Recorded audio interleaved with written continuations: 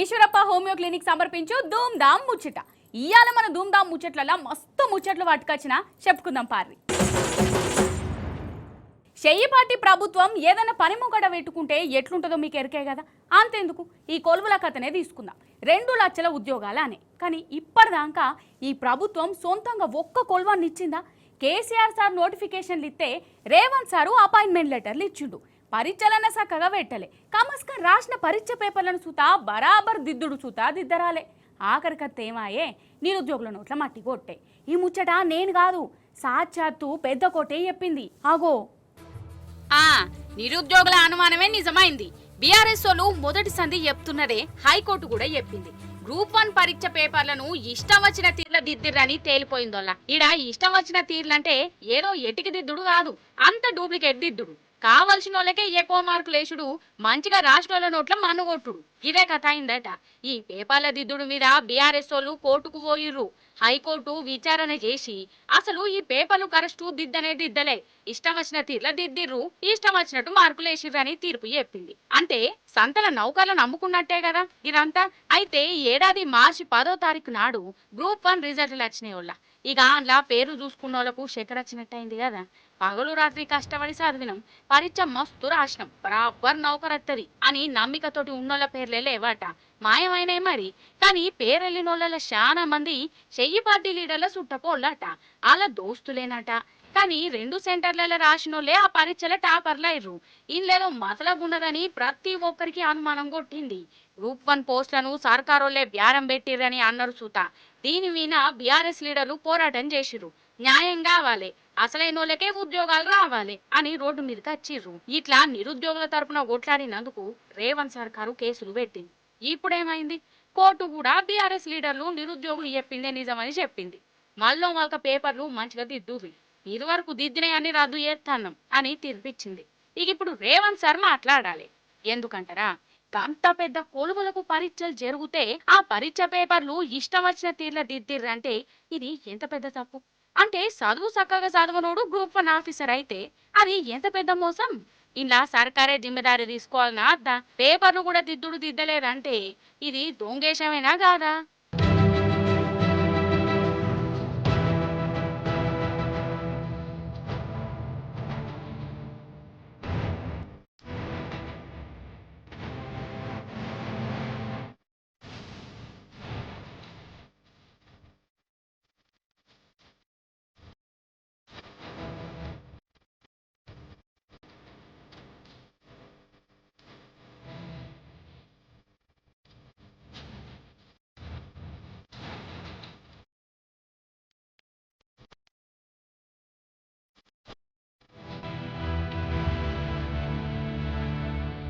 మరి ఇట్లా దొంగతనం బట్టబయలు అయినాక ఏం చేయాలి?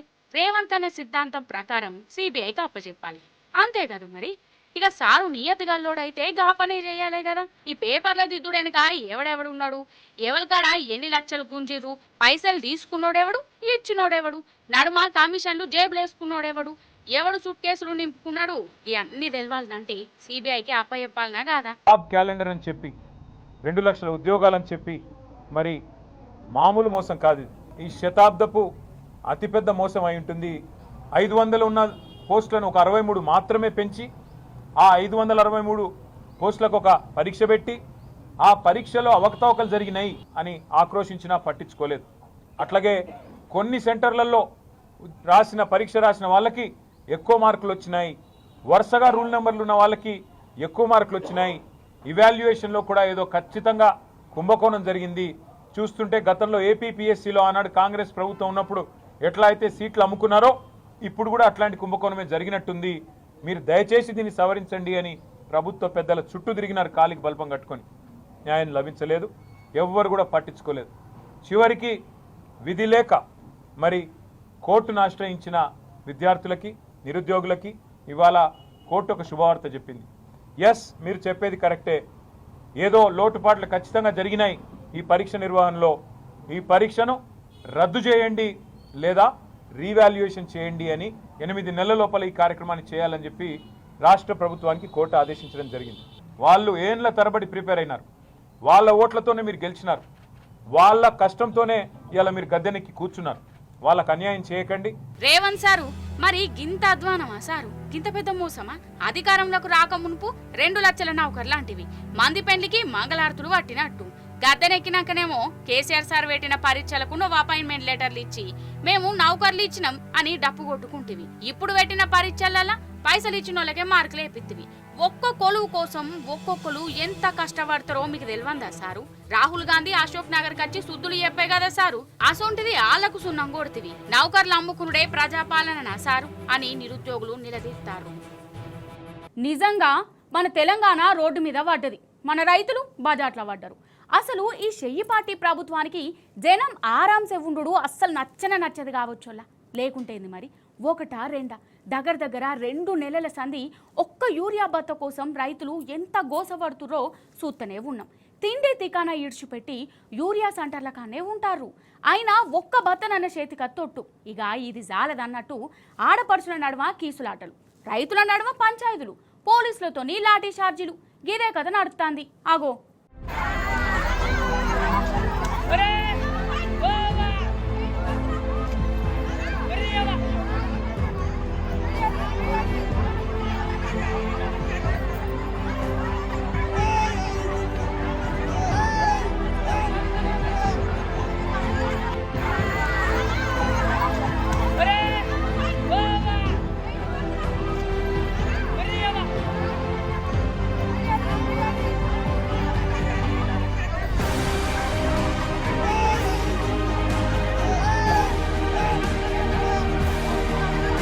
అయ్యయ్యో చూసినవా, అక్క అక్క వదినే వదినే అని పాయిరం చూపించుకుంటా మాట ముచ్చట పెట్టుకునేటోళ్ళ నడుమ పంచాయతీ పుట్టే. రేవంత్ సారి వారి పుణ్యమా అని చెప్పులతోని దన్నుకునే కాడికి వచ్చే. గజ్వెల్లనోళ్ళ యూరియా బత్తాల కోసం ఈ ఆడోళ్ళ నడుమ కొట్లాట అయింది, చెప్పులతోని కొట్టుకున్నారు. అసలు ఆడోళ్ళు ఆరాంసే ఉండు రేవంత్ సార్కు నచ్చది కావచ్చు. ఫ్రీ బస్సులని ఒక ఇగురం పెట్టి బస్సులల్లా జుట్లు పట్టుకునే తట్టు ఎట్లా చేసిండో చూసినాం. ఇక ఇప్పుడు యూరియా సెంటర్ల కాడ గీ కథను అర్థాన్ని. ఇగో ఇటు చూడుర్రి, రైతులు ధర్నాలు చేస్తారు.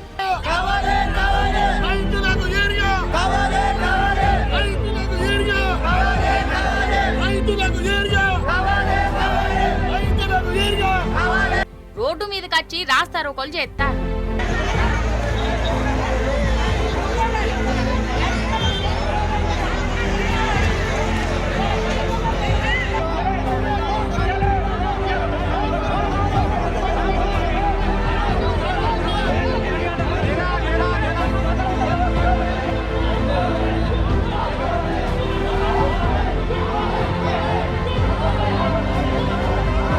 ఓటేసినందుకు రేవంత్ సార్కు ఇగో ఇట్లా సన్మానాలు కూడా చేస్తారు.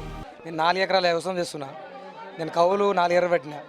4 ఎకరాల వ్యవసాయంలో మక్క మొత్తం పోయింది. ఇప్పుడు వరి కోసం ఒక్కసారి కూడా చల్లలే వరికి. ఇప్పుడు పొట్ట మీద వచ్చింది. ఈ యూరియా సంచి ఒక్క బస్తా కూడా దొరుకుతలేదు. ఈ నెల నుంచి తిరిగి వస్తున్నాం, ఇట్లే లైన్ పడుతున్నాం, సంచి దొరుకుతలేవు.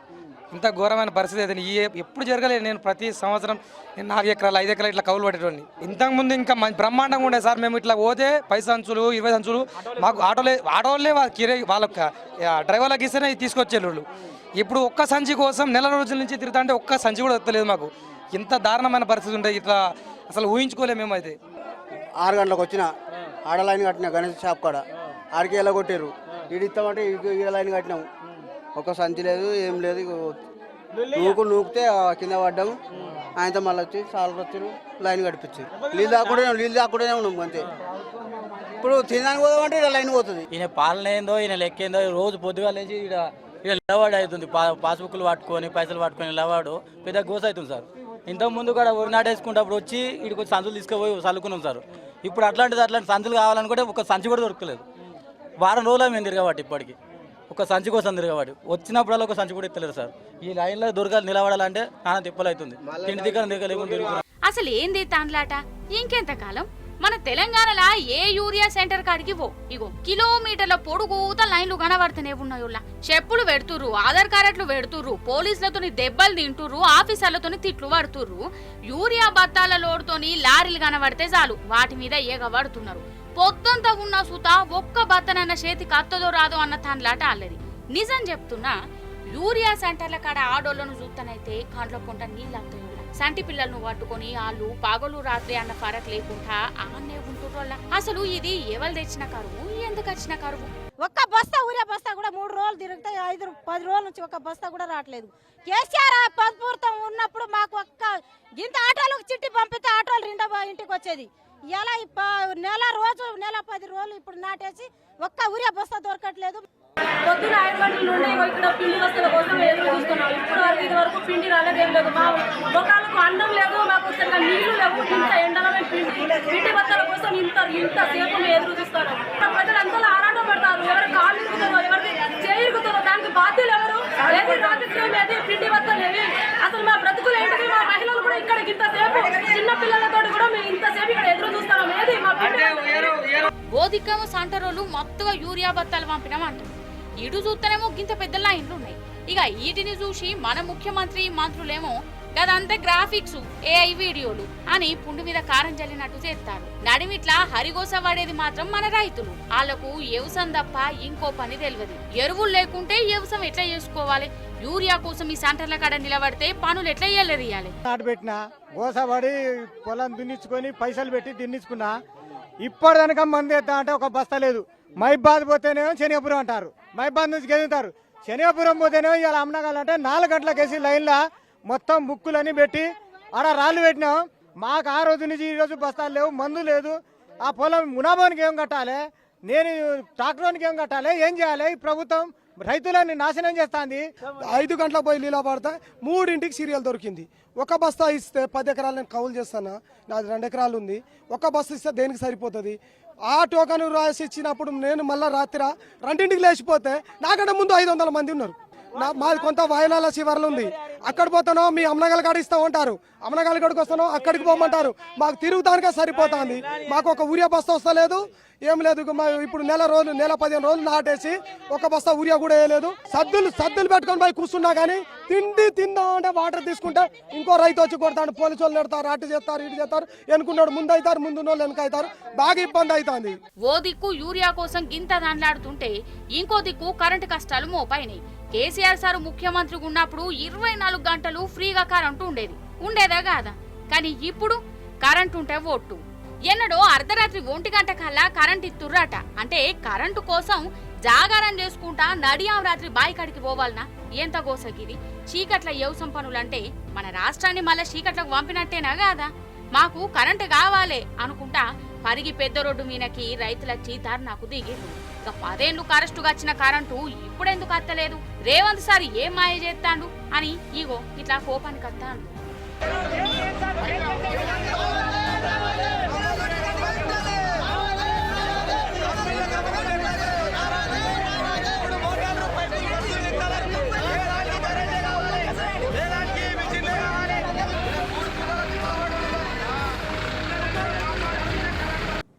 సర్కారోళ్ళ పనితనం ఎట్లున్నదో మీరు చూస్తూనే ఉన్నారు కదా.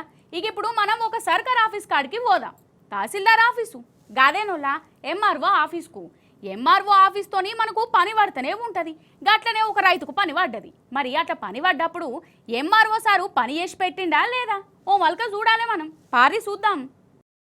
డైరెక్ట్ ముచ్చట్లకే పోదాం. ఈ రైతు పేరు గజ్జల కిష్టయ్య. మహబూబ్ నగర్ జిల్లా మిర్జిల్ మండలం వడ్యాలలో ఉంటాడు. ఈయన భూమి మీద ఏదో కిరికిరి నడుతాంది. నా బాధ తీర్చురి సారు, పేపర్లు చక్కగా రాయుర్రి అని ఎంఆర్ఓ ఆఫీస్ కచ్చిండు. కానీ ఎంఆర్ఓ సారు మాత్రం సెల్ ఫోన్ లా గేమ్లాడుకునుట్లా రీలు చూసుట్లా బిజీగా ఉన్నాడు కావచ్చు. రైతు గోస పట్టించుకోలే. గిట్లయితే ఎట్లా అని ఆ ఎంఆర్ఓ ఆఫీసులనే పురుగుల మందు దాగి చేద్దామనుకున్నాడోళ్ళ.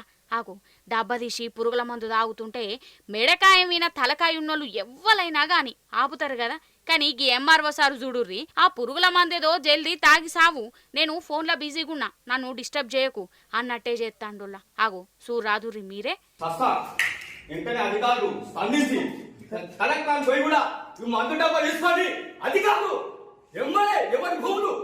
వాడికి ఇవ్వాలి, ఇవ్వకపోతే వెంటనే ఆఫీసులో దిగుబంధం చేసి మేము మందు డబ్బతోని చచ్చిపోతాం. నా పిల్లలు పెళ్లిలోకి చూడు అధికారులు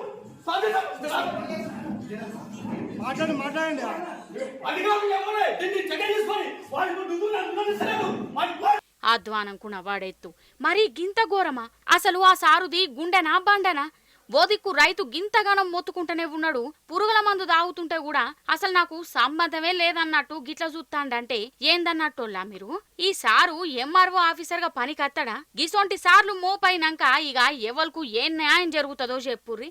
కానీ ఏ మాట కామాటేనోళ్ళ ఇందిరమ్మ రాజ్యం ప్రజా పాలన అంటే ఏమో అనుకున్నా గాని గిట్లుంటదని అస్సలు అనుకోలే అని అంటుర్రు పబ్లిక్. గవర్నమెంట్ ఆఫీసర్లు అంటేనే జనాలకు పని చేసి పెట్టే ఆఫీసర్లు, వాళ్ళ పనే గది. ఇట్లా అన్ని చెకింగ్ చేసి సంతకం పెడుతున్నందుకు సర్కారు వాళ్ళకు నెల నెల జీతాలు కూడా ఇస్తుంది కదా. మరి అందరు ఆఫీసర్లు గట్లున్నారా? లంచాలు తీసుకునే మా జన్మ హక్కు, సర్కారు కొలువ అంటేనే లంచాలు తీసుకోకుండా పని చేస్తే పెద్ద పాపం అన్నట్టే చేస్తారు కదా. కొందరు గురించి అంటున్నా, ఆ కొందరు ఇట్లా గీ అక్కగారు నెంబర్ 1 ర్యాంకు కొట్టేది, కానీ కొంచెంలా మిస్ అయిపోయింది. చూడురి ఆ అక్కగారిని. లంచం లంచం లంచం, ఈ లంచాలక గివెట్ట. ఈ లంచగొండ ఆఫీసర్లను ఏం చేయాలనో అర్థమైతలేదోలా నాకు. అటెండర్ కాడికెళ్ళి షురూ చేస్తే పెద్ద పెద్ద ఇంజనీర్ల దాకా లంచాలు లేనిది ఫైలు ముంగటికి ఓనిత్తలేరు కాదు. ఇండ్లా ఆడోళ్ళు మొగోళ్ళు అన్న ఫరక్ కూడా లేదు.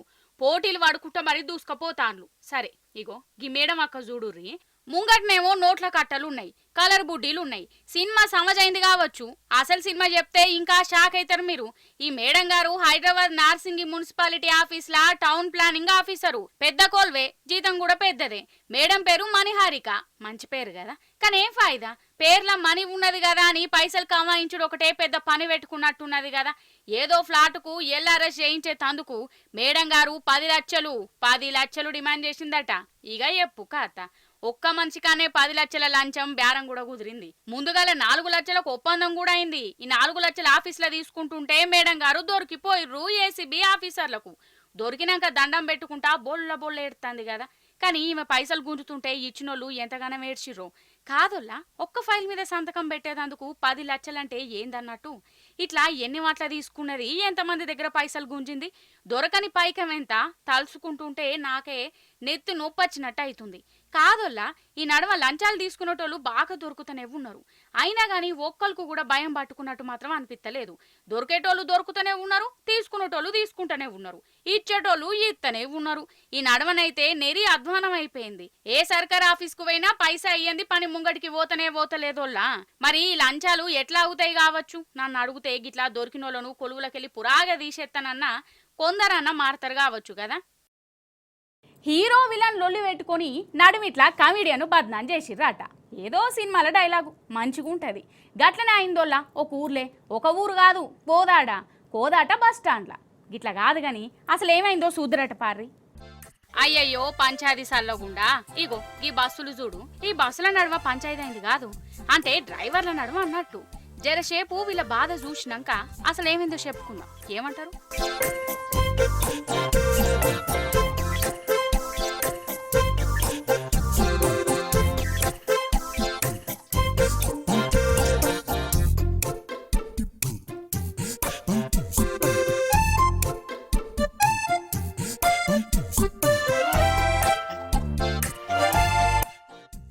ఇప్పుడు అసలు ముచ్చడే చెప్తా. ఇదేమో మనుగురు డిపో బస్సు మిర్యాలగూడ దిక్కు పోతుంది. కోదాడ బస్ స్టాండ్కి వచ్చింది. ఈ బస్ ఏమో కోదాడ బస్సు డిపో. అయితే Miryalaguda bus Kodad bus stand ఆపిండు. కానీ ఈయనే కోదాడ బస్సు డ్రైవర్ కు కోపం వచ్చింది. నా పార్కింగ్ జాగల నీ బస్ ఎట్లా పెడతావు అని చిన్నపాటి బైస్ నడిచిందట. డ్రైవర్ల నడుమ బైస్ నడతా అంటే మనం ఎందుకు సపోర్ట్ చేయకుండాలే అని బస్సులు అనుకున్నాయి కావచ్చు. అవి చిన్నగా గుద్దుకున్నట్టు చేసినాయి. ఖాతం లొల్లి ఇంకా పెద్దగా అయింది కదా. బస్సులనేమో ప్యాసింజర్లు ఉన్నారు, డ్రైవర్లేమో బస్సు దిగి లొల్లి మీద లొల్లి బిజీ అయిపోయారు.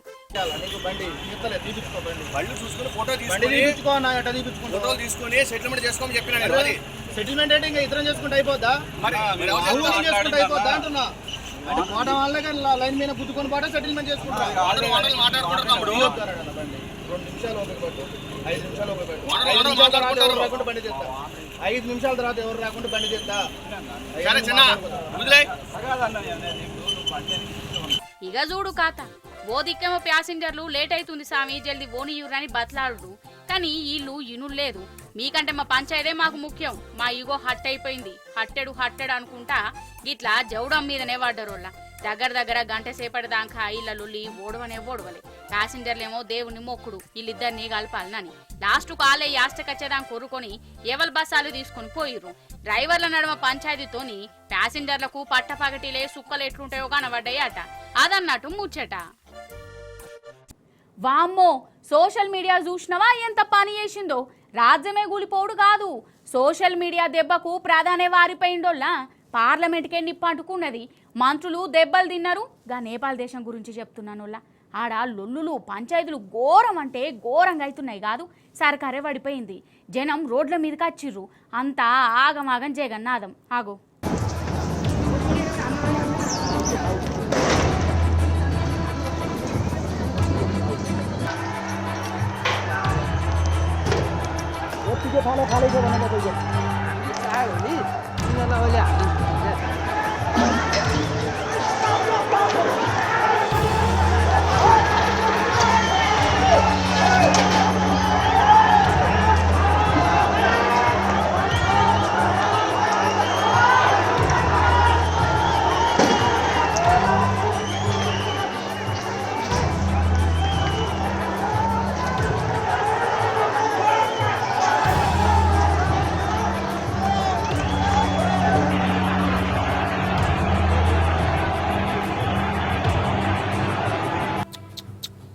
ఘోరం అంటే ఘోరం పోర్రి. నేపాల్ సోషల్ మీడియా మీద నిషేధం పెట్టింది అక్కడి సర్కారు. సోషల్ మీడియాను ఎవ్వరు వాడద్దట ఆ దేశపోళ్ళు. ఖాతం అక్కడి జనానికి కోపం వచ్చింది. మేమెందుకు సోషల్ మీడియా వాడద్దు, గట్లెట్ల నిషేధం పెడతారు అనుకుంటా రోడ్ల మీదకి వచ్చిర్రు. డైరెక్ట్ ప్రభుత్వం మీదకే పోయిర్రు కదా, ప్రధాని మీదకే పోయిర్రు. మంత్రులను ఊరికిచ్చి కొట్టిర్రోళ్ళ. ఆగో సూర్రాదుర్రి.